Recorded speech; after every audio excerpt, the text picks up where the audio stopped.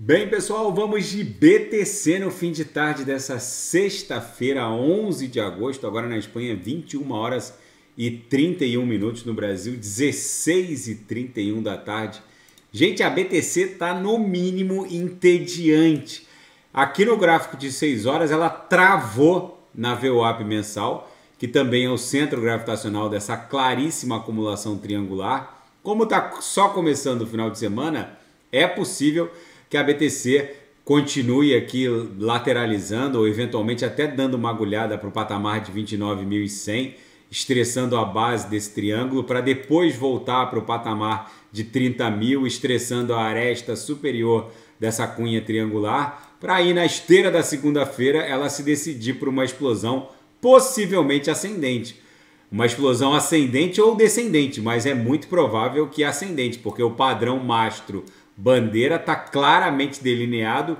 No gráfico de 4 horas, a BTC está literalmente aprisionada no patamar da VWAP semanal. A gente agora está um pouquinho abaixo da VWAP semanal, mas ela de uma maneira geral está desenhando aqui uma sequência de fundos ascendentes, topos descendentes. A gente também está desenhando meio que uma figura triangular aqui no 4 horas.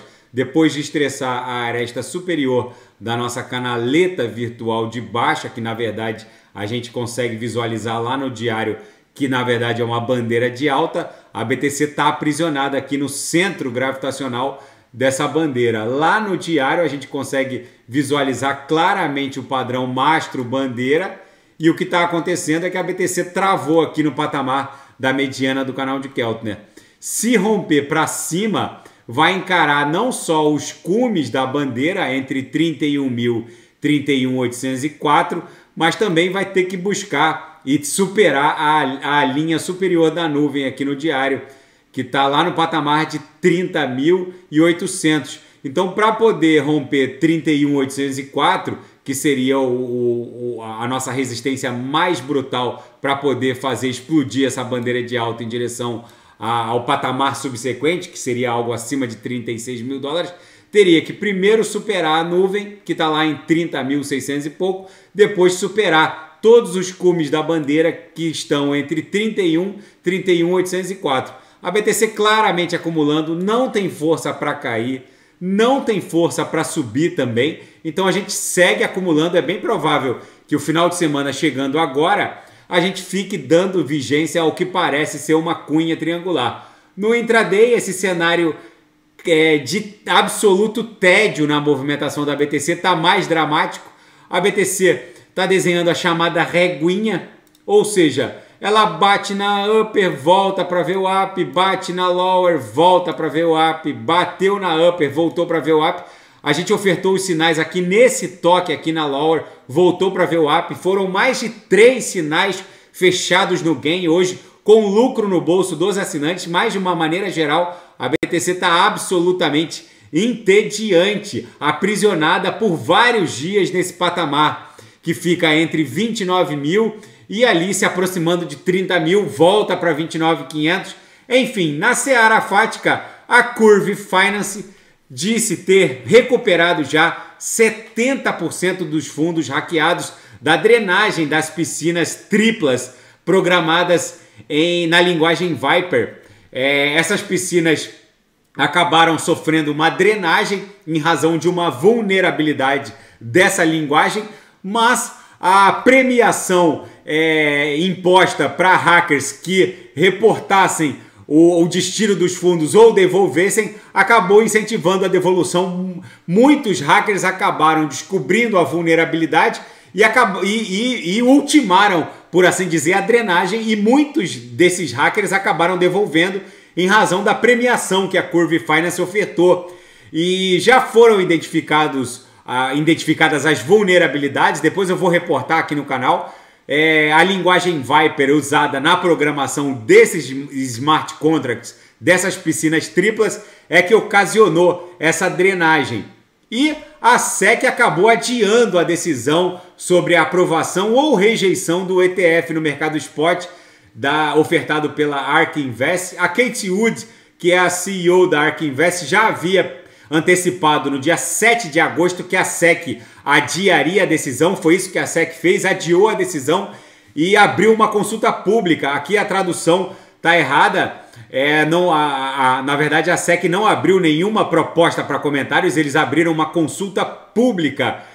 Isso é normal em órgãos públicos e até em tribunais, abrir consulta pública antes de uma decisão final sobre algo que vai impactar a sociedade ou o mercado. É isso que a SEC fez, adiou a decisão sobre a aprovação ou não, ou rejeição ou não desse ETF no mercado spot. A Cathie Wood, quando ela reportou no Twitter, no dia 7 de agosto, que a SEC iria adiar essa decisão, ela disse que acreditava que eles fossem abrir uma consulta pública, e ela também acredita que todos os pedidos de ETFs dessas gigantes que estão na mesma situação, BlackRock, Fidelity, que é um grande fundo de previdência, Grayscale, todos serão aprovados ou rejeitados em bloco. Ou seja, gente, vem na minha leitura e na leitura também da Cathie Wood, esses pedidos de ETF no mercado spot à vista para a BTC serão todos aprovados. O que vem por aí é um terremoto de liquidez em direção à criptografia. Muitos institucionais estão aguardando a aprovação desse ETF no mercado spot da BTC para injetar trilhões de dólares, principalmente na BTC. Aliado a tudo isso, várias jurisdições estão anunciando o lançamento das suas CBDCs. O Brasil não é diferente. O Brasil anunciou o Drex, que vai ser o real digital, que vai ser muito mais do que uma plataforma, do que uma simples CBDC. Vai ser uma plataforma, um ecossistema como o Ethereum, através do qual grandes instituições financeiras vão poder construir as suas DeFis, vão poder emitir as suas stablecoins. Muitas empresas vão querer travar relações negociais com stablecoins e não diretamente com o real digital, para evitar o escrutínio dos reguladores, principalmente do fisco brasileiro ou do fisco norte-americano. Enfim, vem um terremoto de 14 trilhões de dólares para os próximos meses, inundando o mundo das DeFis. Por isso que eu reporto aqui aos senhores que as pessoas vão fazer negócios em ambientes DeFi. Os usuários vão abrir operações long ou short em DEX de futuros como a Banus.finance, cujo token sale está rolando. Ninguém mais vai confiar o seu dinheiro a terceiros.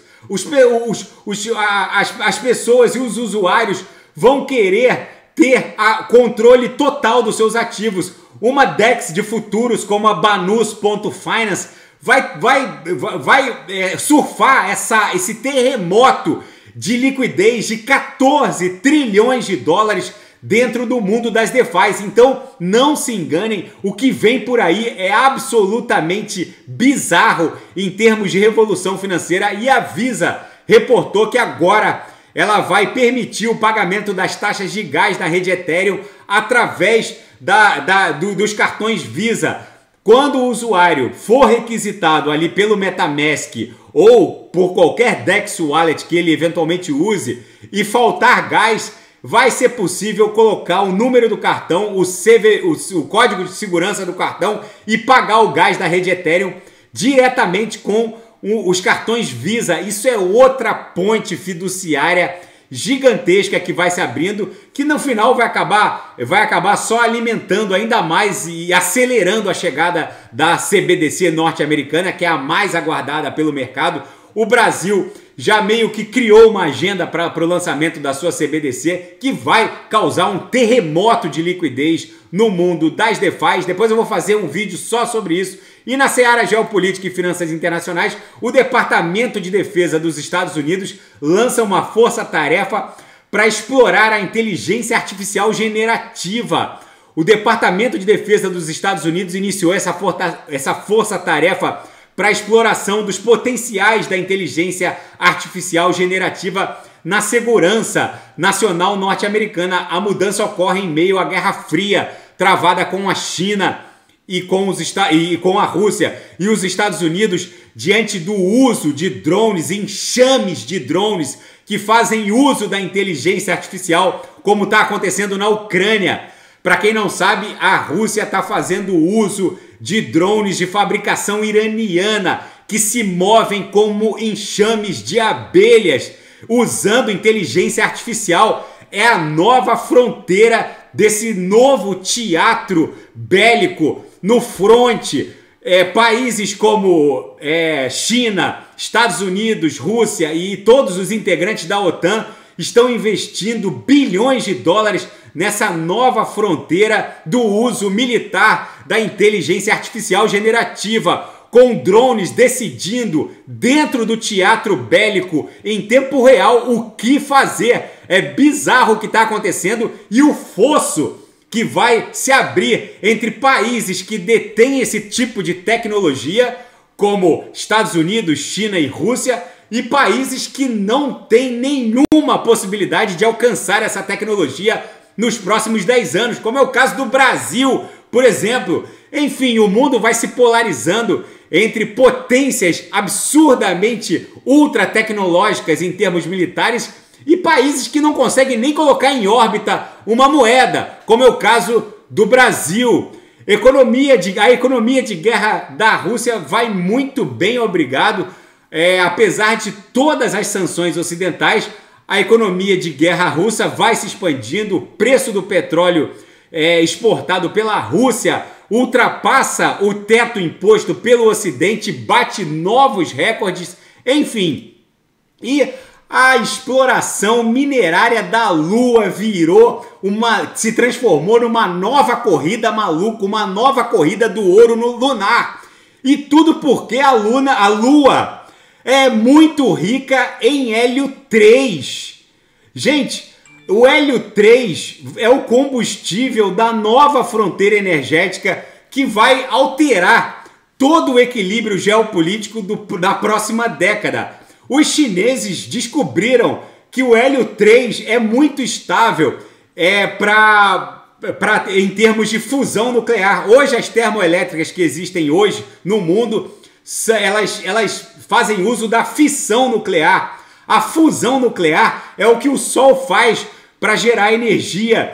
E a China descobriu, e está anos-luz na frente de qualquer outro país, que o hélio 3 é muito estável e é o combustível da fusão nuclear, o santo graal da produção de energia elétrica ad infinitum, a um custo ridiculamente baixo. Uma pequena quantidade de hélio 3 poderia suprir as necessidades energéticas da China, por exemplo, por vários anos. E a China é a principal responsável por essa corrida de mineração de hélio 3 na Lua. Os russos estão mandando uma missão não tripulada para a Lua até o final desse ano. Os americanos já agendaram a dele. Os chineses estão bem à frente dos americanos, mas os americanos não estão muito atrás. Enfim, começou uma corrida maluca por hélio 3 e, infelizmente, o Brasil não tem a menor possibilidade de participar dessa nova fronteira de mineração lunar. E isso vai alterar completamente o eixo geopolítico do planeta a partir da próxima década, onde a fusão nuclear à base de hélio 3 vai ditar os rumos do poder geopolítico no mundo. E nesse cenário bizarro, a BTC segue acumulando numa cunha triangular. Isso aqui provavelmente vai acabar redundando no estresse dos topos da nossa bandeira de alta. Se romper 31.804, como a gente consegue visualizar no diário mais claramente, é bem provável que a BTC repita esse padrão aqui. Não sei se ela vai chegar a furar a nuvem, mas em algum momento ela vai explodir para um novo patamar a partir de 36 mil dólares, que seria a nossa onda 3. Então, com certeza, a BTC está acumulando para explodir em direção a um patamar que vai levar lá no mínimo 36 mil dólares. Tá bom, pessoal? Se nada fugir do script, eu volto amanhã para analisar a própria BTC. Fiquem com Deus e quem quiser sugerir é só colocar nas mensagens abaixo. Grande abraço, até amanhã, fiquem com Deus.